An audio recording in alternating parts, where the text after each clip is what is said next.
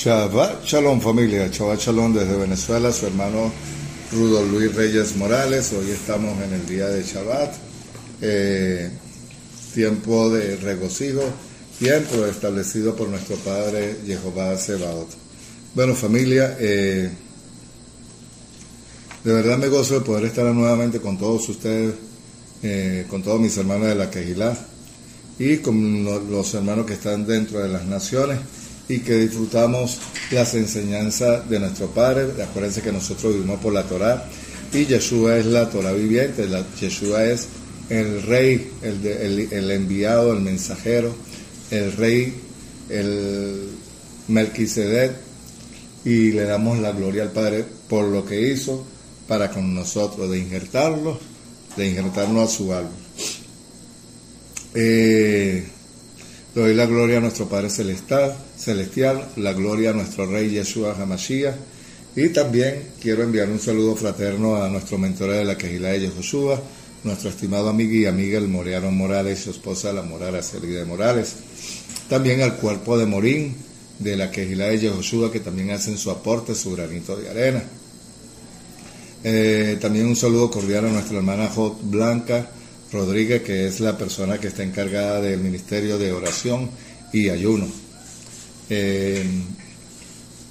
Recuerde que estamos en las redes sociales, estamos en Telegram, WhatsApp, Facebook y el canal de YouTube de la Kehilá de Yehoshua, y estamos en internet con el nombre Asambleas Alfa y Omega. Ese es el nombre de la asamblea. Estamos con el nombre de Congregación El Yo Soy. Usted puede registrarse, hacerse miembro activo y disfrutar de los beneficios que ofrece la Kehilá de Yehoshua.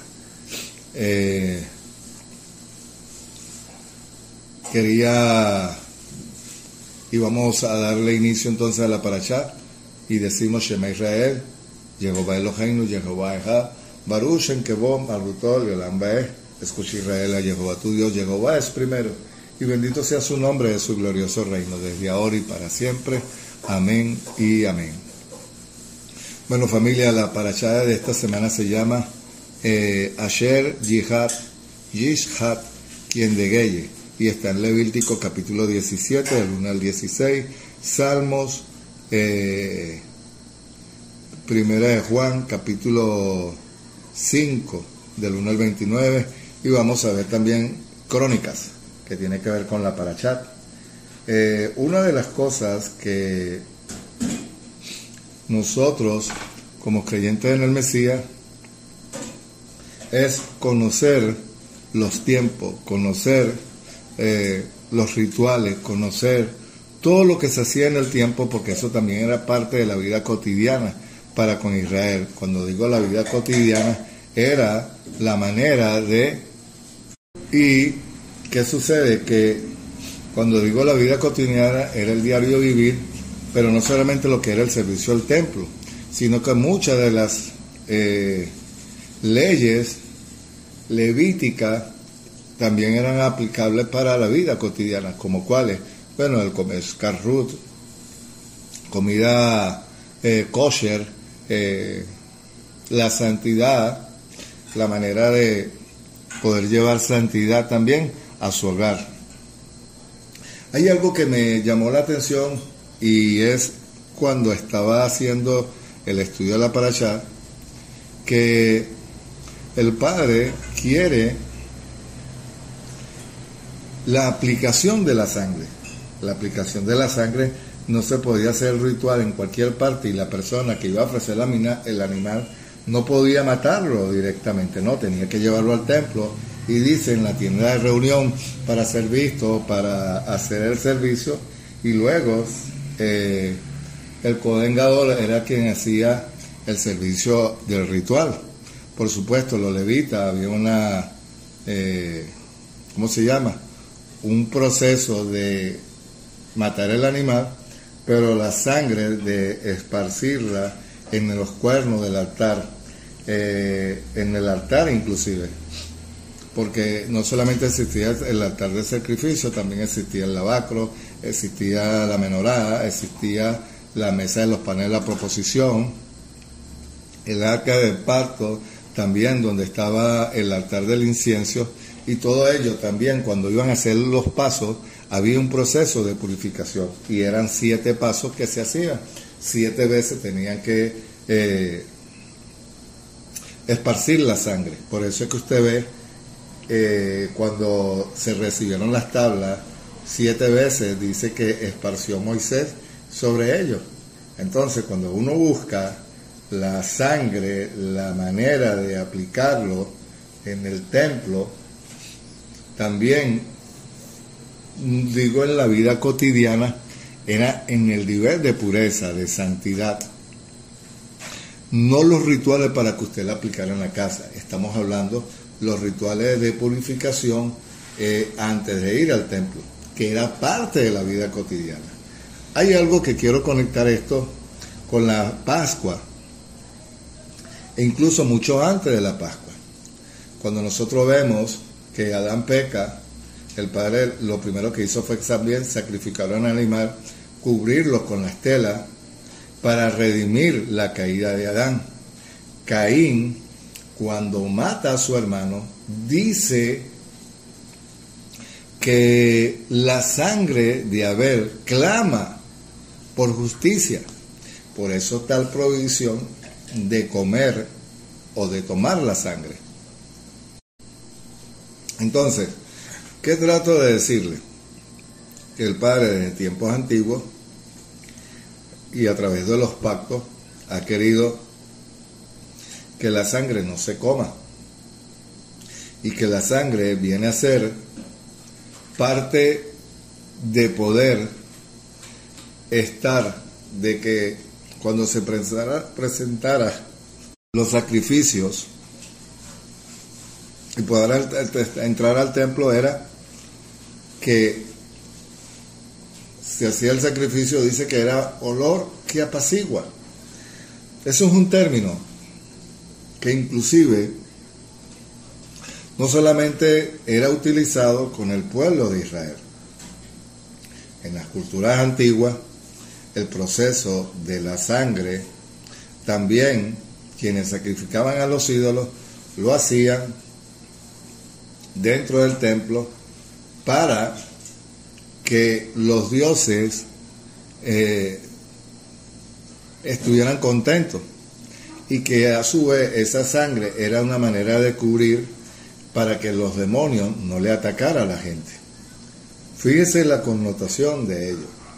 Ahora, nosotros podemos ver a lo largo y ancho de la Biblia que el Padre ha querido una protección especial para con su pueblo, y era a través de los sacrificios, los holocaustos, las ofrendas, los diezmos, todo lo concerniente a una cultura, y sobre todo que estuviera el tabernáculo o el templo. ¿Para qué? Para poder vivir y que la presencia del Padre estuviera en tierra. Esa es la parte de los rituales. Por eso nosotros vemos también, cuando el Padre llama a Abraham, lo primero que hace es también, él ofrece un sacrificio. Cuando hace el pacto también ofrece sacrificio, un derramamiento de sangre. Y el Moré Aarón tiene un estudio que se llama los pactos, los convenios. Está en la página del Yo Soy. Yo le recomiendo que usted escuche, porque antiguamente se colocaban los animales en los extremos de 2 montañas, de manera que una representaba la parte suya y la otra del que ofrecía el contrato. Y entre los contratos y los convenios hay pactos condicionales que vienen con condiciones, como el libro de Deuteronomio, y hay pactos incondicionales. Los pactos incondicionales no tienen caducidad, y ninguno tiene caducidad, pero que viene, que es algo que el Padre quiere. Pero los incondicionales tienen que ver cuando tú tienes que cumplir con el convenio, como el libro de Deuteronomio, y como vamos a ver, cita que respaldan tales actos. Miren, en el libro de Ezequiel capítulo 13, lo que dice, perdón, me equivoqué, no es Ezequiel 13, quería hablar de Isaías, pero no me voy a poner con esa cita, quiero ir a Isaías 34. Digo esto por lo siguiente: en los convenios y cuando hay sangre, La sangre era una manera de cumplir un convenio, un pacto, es decir, hubo un sello.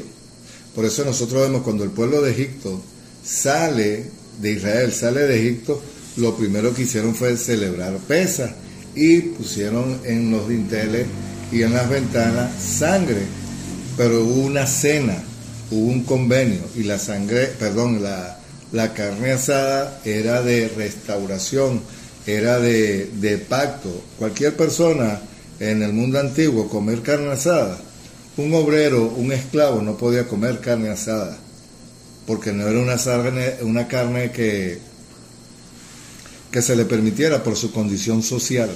Cuando el padre le dice a Israel, vas a salir de Egipto, comerás la carne asada, porque ya no iban a ser esclavos, iban a otra condición, iban a ser pueblo, pero a través de ¿qué? De un sacrificio.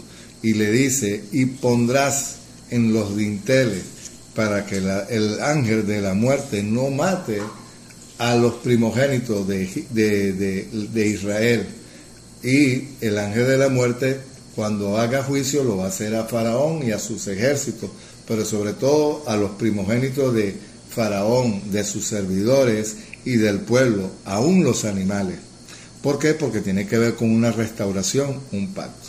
Cuando usted ve que Noé inclusive sale del arca, ¿qué hizo? Puso un altar, ofrenda agradable, no comió la sangre, pero sí la comida, tiene que ver con convenio. Esa sangre que era derramada en el altar y que no se podía comer de acuerdo a la cita de Isaías, pero también esa sangre sirve como señal de testigo ¿para quién? Para Jehová y su ejército y para su pueblo, para que cubrir, protección, tapar, caporet, es decir, cubrir el daño. Ahora, las ofrendas, la sangre derramada, ya usted sabe que no podía ser en cualquier lugar. Las profecías que hablan del rey que iba a venir, dice textualmente en Isaías lo que iba a sufrir. Pero hay una cita en Zacarías que dice, y él hará un pacto de sangre, y se la voy a buscar. Mire lo que dice el capítulo 9 de Zacarías. Alégrate mucho, capital de Sión. Da voces de júbilo, ciudad de Jerusalén. Mira a tu rey llegando justo y victorioso. Humilde, montado en un asno, una cría de asna, de corta del carro en medio de Efraín, y la cabalgadura dentro de Jerusalén. El arco de guerra será quebrantado, porque él labrará la paz a las naciones. Su imperio será de mar a mar. Cuando dice de mar a mar, ya sabemos que es naciones también. Pero ahora mire lo que dice. También en cuanto a ti, en virtud de la sangre del pacto, haré soltar a tus cautivos de la cisterna sin agua. Oh cautivo esperanzado, volvé a la plaza fuerte. Hoy te envío un segundo mensajero. Oiga su palabra, un segundo mensajero. Moisés fue un mensajero que venía a dar un mensaje del creador de cielos y tierra. Cuando la palabra mensajero, los discípulos fueron el mensajero. Yeshua fue un mensajero. ¿Por qué? Porque venía las buenas nuevas, dar un mensaje, y es un mensaje que tiene legalidad jurídica. ¿Por qué? Porque está escrito. Esto que está escrito no está solamente para profetizar. Lo que yo estoy leyendo es profetizar, porque yo estoy hablando una palabra que fue escrita, pero que ha generado vida. ¿En quién? En Israel y las naciones. Profetizar no solamente tiene que ver hablar por el Rúa. Y si va a hablar por el Rúa, no puede invalidar el pacto del Mesías, no puede invalidar las profecías, y menos lo que se conoce como el Pentateuco, desde Génesis hasta el libro de Deuteronomio. Nada de eso ha sido invalidado. Y usted está viendo la sangre del pacto. Bueno, ya sabemos quién es ese que venía montado en un asno, y ese fue Yeshua. La otra cita que quiero dar está en el libro de Deuteronomio. Miren, Capítulo 12. Y mire lo que dice. Un solo santuario. Estos son los estatutos y decretos que escribiré de cumplir en la tierra, que Jehová tu Dios dio a tus padres, te ha dado para que la posea todos los días que viváis sobre la tierra. 1. Destruiré completamente todos los lugares donde las naciones que van a desposeer y sirven ¿a qué? A dioses, sobre los montes altos, encima, colina y bajo todo árbol frondoso. Derribaréis sus altares y quebraréis sus estatuas, sus imágenes, las pasarás por fuego, y las imágenes de acera, destruiráis las imágenes de sus dioses. Así extirpará su nombre de aquel lugar. No ha de servir a Jehová vuestro Dios de esa manera, sino que el lugar que Jehová vuestro Dios escoge entre todas vuestras tribus, para poner su nombre allí, para que mores, y su morada, ese buscaréis y hallaréis. Allá llevaréis vuestros holocaustos, vuestros sacrificios, vuestros diezmos y la ofrenda de vuestras manos, vuestros votos, los primerizos de vuestras vacadas y vuestros rebaños. Aquí tiene que ver con votos, compromisos, porque tiene que ver con ello. ¿Qué tiene que ver con ello? Que tú llevas la ofrenda para poder hacer el sacrificio y que había derramamiento de sangre. Por eso dice en el libro de Hebreos, sin sangre no hay remisión. Entonces dice que había un testador, alguien que tenía un documento, alguien que tenía potestad jurídica y legal para poder entrar en ese lugar, y ya sabemos quién fue, Yeshua, que él tenía que ir al madero, morir fuera del templo, frente al Gólgota, sí, en el Gólgota, pero que también es cercano a eso estaba ¿cómo se llama? La rampa, el altar que estaba fuera del templo donde moría la vaca roja. Y Yeshua fue ese sacrificio. Y digo que fue el sacrificio porque es el que limpia y quita. ¿Por qué no fue en Yom Kippur y fue en Pesaj? Porque la sangre era de liberación. Y liberación era un año de remisión, era un año de jubileo. Mientras que Yom Kippur es un día de perdón. Y por eso la sangre de Yeshua tiene legalidad, tiene poder y autoridad sobre potestades, principados, inframundo. Y por eso el libro de Efesios dice que llevó cautiva la cautividad, subió y ascendió a lo sumo, porque precisamente la legalidad y el poder de la sangre en el Mesías nos redime, nos compró, nos justificó y nos adherió a un pacto.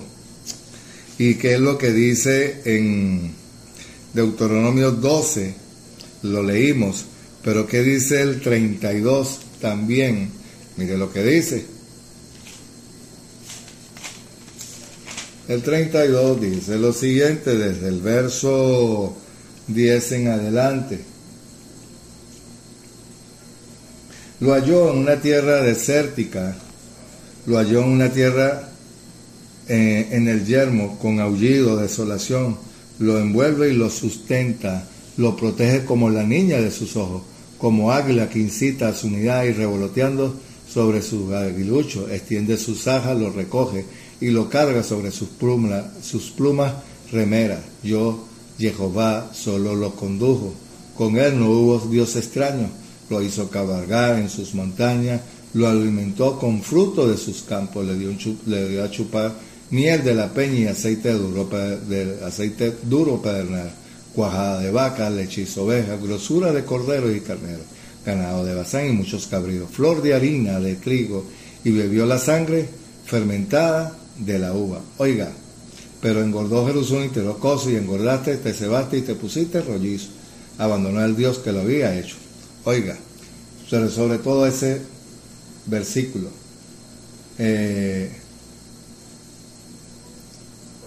pero engordó Jerusalén donde dice ganado de Basán y mucho cabrío, la flor de harina y bebió la sangre fermentada de la uva. Busque en un comentario lo que significa eso y usted se dará cuenta. Por eso es que vemos también en Juan, en el capítulo 6, mire lo que dice. Juan capítulo 6. Vamos para allá. Juancito, un permisito, vamos al capítulo 6 de Juan, mire lo que dice, el verso 50. Y dice lo siguiente: este es el que desciende del cielo, para quien coma de él no muera. Yo soy el pan vivo que descendió del cielo, y si alguno come de este pan vivirá para siempre. Y ciertamente el pan que yo daré para la vida del mundo es mi carne. Entonces los judíos discutían unos con otros diciendo: ¿cómo que puede este darnos a comer pan de su carne?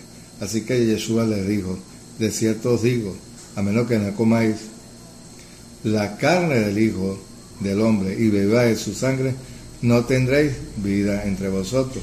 El que mastica mi carne y bebe mi sangre tiene vida eterna, y yo lo resucitaré en el día postrero. Oiga, está hablando de que coma su carne, ya sabemos que es el pan, y el que beba, ¿de qué? El pan vivo, y que coma de su carne. Es una cena, es un acuerdo de Pascua, liberación, redención, y que la carne del Mesías, el pan, viene a representar la carne, y el que beba de su sangre dice que lo redimirá en el día postrero. Le estaba hablando a personas que eran intérpretes de la Torá, no le estaba hablando a cualquier desconocido, ni siquiera a alguien que había escuchado esto por primera vez. No, ya había una tradición ancestral dada a los patriarcas, incluso a Noé cuando salió de ella misma. Set, Sem, y todos ellos vienen y entendían esto, pero ellos no lo entendieron, porque él decía que era la sangre de él que haría la alianza, el nuevo pacto, lo que leímos en Zacarías capítulo 9. No lo digo yo, lo dicen las profecías, y le mostré la evidencia escritural, porque tiene legalidad jurídica.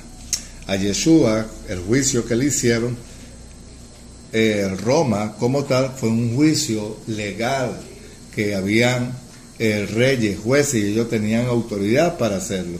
Quienes también entregaron al Mesías, usted puede ver el sumo sacerdote y las personas que estaban allí, porque tenían ellos rango legal y jurídico, aunque no fueran sacerdotes, pero eran los que estaban, porque eso tenía que cumplirse. Si el sumo sacerdote, usted me ha escuchado decir esto ya, hubiera tenido el Tumín y el Urín, se hubieran dado cuenta y dice: hey, este es el Mesías, este es el Hijo del Dios viviente. Y por eso vivimos la cita que dice: el Hijo del Hombre tiene autoridad sobre la tierra. ¿Por qué? Porque él estaba dando un mensaje, él fue el que el Padre escogió para restaurar. Te pido perdón y disculpa, para restaurar. Usted se da cuenta de lo que estamos leyendo de Juan, usted se da cuenta de la cita que hablé de Zacarías, que él era el mensajero. Un mensajero, cuando un rey enviaba a un mensajero, iba con un rollo y un sello. Por eso vemos en el libro de Apocalipsis a alguien que dice, y lo vamos a leer, pero primero vamos a otra cita, pero créame que le voy a dar y le voy a hablar de ella. Esa persona, el mensajero, era porque el Padre lo había dado, pero había algo que estaba escrito en las profecías, que tenía que mostrar los frutos. Por eso es que vemos cuando se habla de los frutos, inclusive en el libro de Gálatas, que muchas habla de los frutos del Espíritu. Bueno, los frutos del Espíritu usted lo puede ver también en el libro de Apocalipsis, también en Isaías, cuando en el capítulo 9 de Isaías y en el 7 se nombra la característica de ese mensajero, porque mostraba los frutos del Padre, mostraba los espíritus del Padre. Usted se va dando cuenta de lo que significa la sangre en el templo, en el tabernáculo, en el altar de reunión, lo que significaba el untar 7 veces, porque inclusive tenía que mostrar la característica del fruto. Por eso vemos al Mesías que dice, y envió a un mensajero, y es el mensaje de la viña, y que dice, y vino, abonó, podó las ramas, y la dejó crecer durante 3 años para ver si hallaba fruto. Y los frutos tienen que ver con el Rúa. Por eso en el día de Pentecostés, cuando vino el derramamiento del Espíritu Santo, se habla de los frutos del Espíritu. Bueno, son esos mismos frutos. Y en el libro de Apocalipsis lo especifica muy bien. Y se lo vamos a buscar ahorita. Entonces, ya sabemos lo que significaba los frutos del Espíritu. Y ya vimos lo de Juan. Vamos al libro de Romanos y la cita de Isaías ya la vimos. Que era Isaías 34 que le dije. Romanos. El libro de Romanos, capítulo 12. El libro de Romanos, capítulo 12, mire lo que nos dice. ¿Cómo comienza? El libro de Romanos en el capítulo 12. Así, hermano, exhorto por la gran misericordia de que Jehová presentéis vuestros cuerpos como sacrificio vivo, santo y agradable a Jehová, que es vuestro servicio racional. Ok, ahorita no hay templo, ¿verdad? ¿Qué es? No estamos diciendo que sustituye, pero cuando usted iba a dar una ofrenda, usted cantaba, alababa. ¿Y fruto de qué? De sus labios, cántico. La oración también va incluida allí. Las alabanzas también va incluida allí. Pero mire lo que dice. Presentéis vuestros cuerpos como sacrificio vivo, santo y agradable para vuestro culto racional. No aceite del mundo, sino ser transformado por la renovación de la mente, para que comprobéis cuál es la voluntad de Jehová, lo bueno, aceptable y perfecto. Y está hablando de los dones. Ahora, ¿cuáles son los dones? Tiene que ver con parte de los frutos del Espíritu. Ahora, ¿que hay manifestaciones en los dones? Sí. Y hay milagros, hay señales, don de profecía, pero la gente quiere lo mejor. Claro, todo el mundo quiere lo mejor, pero tiene que haber frutos de sus labios. Y a veces, cuando una persona está en tribulación, yo lo menos que creo es que vaya a manifestar los frutos del Espíritu. Porque dice, ordenó pues que por la gracia me fue dada a cada cual está entre vosotros, y pensé más altamente de lo que debe pensar. Sí, que piensen sobre según la medida de fe que Jehová da a cada uno. Porque si como un cuerpo tenemos muchos miembros, pero no todos los miembros tienen la misma función. Así que muchos de los cuerpos en el Mesías, cada uno un miembro de los otros, de la manera que teniendo diferentes dones según la gracia, nos fue dada. ¿Se da cuenta? Hay algo que también quiero resaltar y dice, porque el llamamiento y el don de Jehová es irrevocable. A veces hemos malinterpretado ese mensaje y ese pasaje. El Padre está diciendo exactamente que el llamamiento a Israel y todo lo que Dios, Jehová, le dio a Israel es irrevocable. Eso de que la iglesia sustituyó al pueblo de Israel, no, fuimos injertados, porque los dones y el llamamiento es irrevocable. Todo lo que el Padre tenía para con Israel sigue siendo para ellos. Ahora usted sigue siendo parte de un pueblo, y usted fue injertado a un pueblo, a una nación santa. dice que somos hechos reyes y sacerdotes. Está hablando de autoridad, está hablando de liderazgo y está hablando de un nivel de compromiso, de santidad, kedushat. Y no es que ahora ellos no son especiales y nosotros sí, no, se lo acabo de aclarar, porque el llamamiento y el don de Jehová es irrevocable. Que usted tiene también deberes y también compromisos, claro, ellos también los tienen. Y nosotros también los tenemos. Le di la cita que tiene que ver con Romanos. Y en el libro de Efesios, del capítulo 5, creo que lo dije ya, y estoy seguro que sí. Miren, en el libro de Corintios, en el capítulo 15, magistralmente, Pablo habla de lo que es, y lo vamos a leer, partes, no todo, porque es demasiado largo ese capítulo, y me faltaría tiempo para explicarlo, pero quiero hablar de algo sencillo. Pero vamos primero al libro de Efesios, capítulo 5, y qué es lo que nos dice Efesios.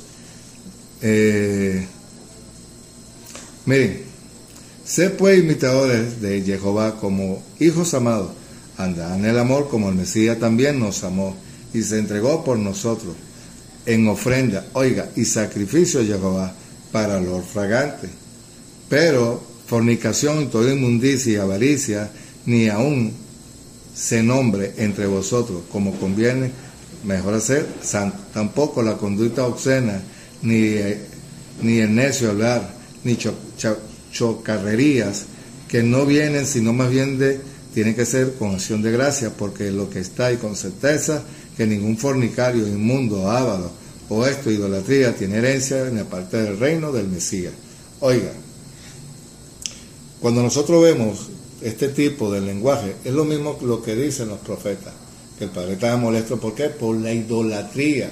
Y es lo mismo, solo que ahora en el primer siglo también existía eso, y el Padre no quiere nada de eso, ni en el templo, ni en su vida, y en ninguna parte. Así de sencillo, de ninguna parte. Y dice, nadie nos engañe con palabras vanas, porque por medio de estas cosas viene más bien la ira del Padre sobre los hijos de desobediencia. Si usted dice ser una persona creyente, pero todavía anda celebrando fiestas que no son, amigos, usted está dándole un derecho legal al enemigo para que forme parte de su vida. Celebrar Shabbat, celebrar los comienzos de mes, celebrar los tiempos señalados del Padre, cada uno de ellos tiene una responsabilidad, usted, en hacerlo.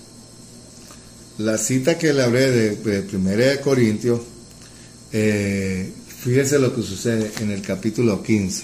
Miren, a mí me impresiona Pablo porque ese hombre, lo que era instruido en las leyes y los convenios antiguos y la manera de aplicarlos, wow, ese hombre era completo, esa es la palabra, la expresión. Dice, también os lo recuerdo, hermanos, en el Evangelio que prediqué, el cual también recibiste, el cual también está firme, por el cual también, si aferréis a la palabra que os prediqué, sois salvos, si no creísteis en vano. Ahora, habla de la resurrección, porque si no hubiera resurrección, en vana hubiese sido la predicación, pero utiliza lo siguiente, el verso 21. Porque por cuanto la muerte vino por medio de un hombre, también medio de un hombre la resurrección de los muertos. Porque así como Adán todos mueren. ¿Y qué dice? Porque si como Adán todos mueren, también en el Mesías todos serán vivificados, pero cada uno según su orden. El Mesías, que es la primicia, luego lo que son del Mesías en su venida, y luego el fin, cuando entrega el reino al Dios Padre, cuando suprima todos los imperios y todo poder y toda autoridad, porque es necesario que Él reine hasta que ponga a todos sus enemigos bajo sus pies, y el postrer enemigo ser destruido, la muerte. Fíjese, va a haber un juicio a todas las naciones que han ido en contra de Él, y después viene el juicio a Satanás. al que tiene el imperio de la muerte.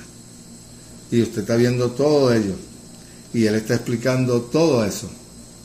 Ahora, el verso 38. Pero Jehová, Dios, es un cuerpo como él quiso, y cada uno la semilla del cuerpo. No toda carne es la misma carne, sino que una es humana y otra carne de bestia, y otra carne de ave y otra carne de peces. Y hay un cuerpo celestial de cuerpos terrenales, pero hay una verdad, y la gloria celestial y la otra de los terrenales. Una luna es la gloria, una es la gloria del sol y la gloria de la luna, y la otra la gloria de las estrellas, porque una estrella difiere de la gloria. Así también es la resurrección de los muertos. Siembra corrupción y resucita en incorrupción. Él está hablando en un lenguaje que se entendía. ¿Por qué? Eso de estrella está hablando de poder, autoridad. Y por eso es que el libro de Apocalipsis y los cielos serán conmovidos. Bueno, porque está hablando de algo que ejerce en los cielos, pero que también ejerce una influencia en la tierra. Y eso tiene que ver con nuestro Rey, con nuestro Mesías. Ya hablamos de ello. Quiero ir a la cita que está en Apocalipsis. Apocalipsis 5. Hablé de lo que son los frutos. Miren lo que dice. Y vi a la diestra aquel que estaba sentado en el trono, que dije, un rollo escrito por dentro y por fuera, sellado con 7 sellos. Y vi un ángel fuerte que proclamaba una voz y dice, ¿quién es digno de abrir el rollo y desatar sus sellos? Y nadie, ni en el cielo, ni en la tierra, ni debajo de la tierra, podría abrir el rollo, ni mirarlo. Y dice que yo lloraba mucho, pues nadie fue hallado digno de abrir el rollo, ni de mirarlo. Pero uno de los ancianos me dice, no llores, he aquí el de la tribu de Judá, la raíz de David, ha vencido para abrir el rollo y sus 7 sellos. ¿Cómo venció? A través de la sangre.